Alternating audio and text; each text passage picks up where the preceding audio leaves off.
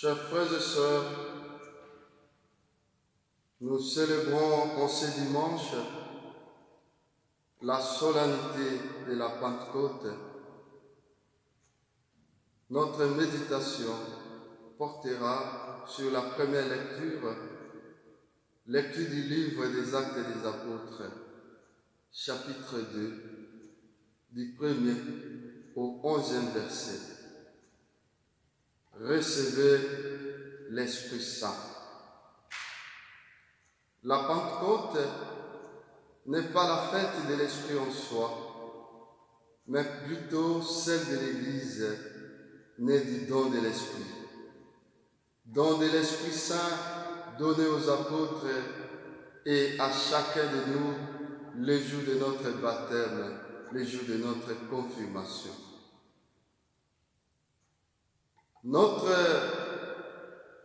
méditation où 3 questions vont orienter notre méditation d'aujourd'hui. Quelles sont les conditions pour que ces dons soient effectifs? La deuxième question, à quoi nous engage la réception de l'Esprit Saint? Et la dernière question, à quoi sert cet Esprit Saint au juste? Chers frères et sœurs, à quoi ou quelles sont les conditions pour que ces dons soient effectifs? Au moment où Jésus leur fait don de l'Esprit, les disciples étaient tous ensemble dans une salle appelée Cénacle. Que faisaient-ils tous ensemble au Cénacle? Ils fuyaient les Juifs et craignaient de subir le même sort que leur maître. Mais en étant ensemble, ils avaient plus de force pour supporter les événements qu'ils venaient de vivre, à savoir la passion et la mort de Jésus. Mais en étant ensemble au Cénacle, l'effet essentiel est qu'ils priaient. Ils étaient tous ensemble, marque l'unité et pas n'importe quelle unité. Unité pour la cause du Christ. Chers frères et sœurs, on peut se mettre ensemble pour des faits mauvaises. On peut se mettre ensemble pour voler. On peut se mettre ensemble pour calomnier les autres. On peut se mettre ensemble pour faire des commérages. On peut se mettre ensemble pour inciter les gens à se diviser. Il ne s'agit pas de ce genre d'unité.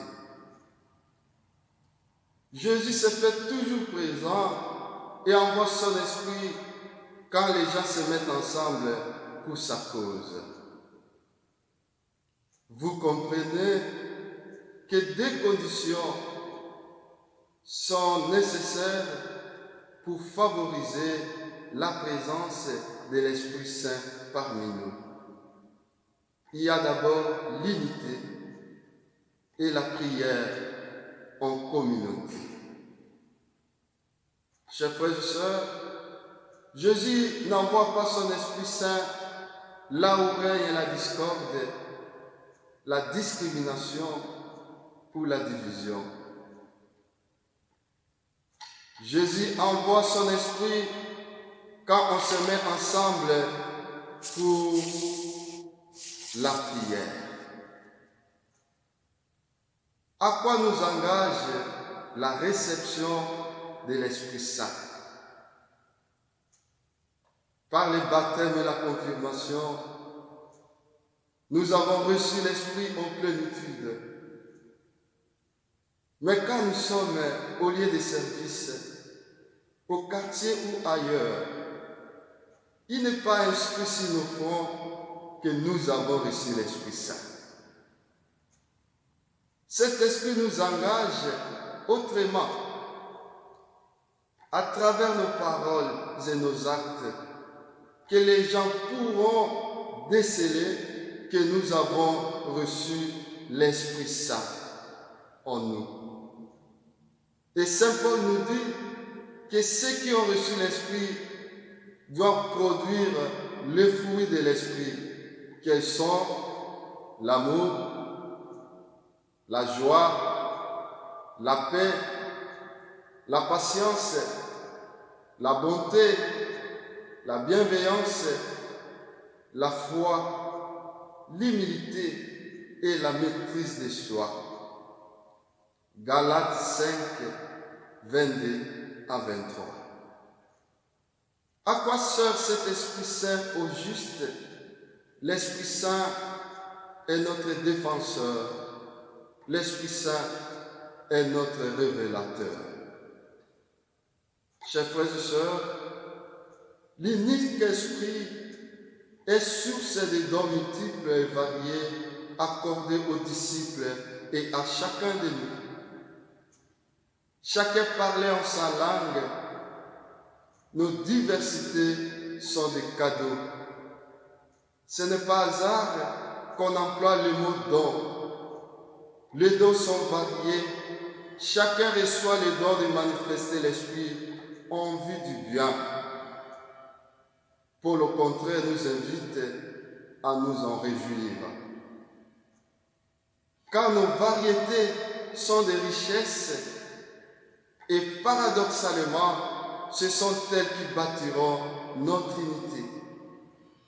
Désormais, toutes les nations entendent proclamer dans leurs diverses langues l'unique message de Dieu.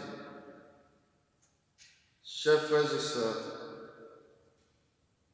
nos diversités, nos différences sont-elles des richesses ou objets de division? Amen. Et bonne fête de la Pentecôte.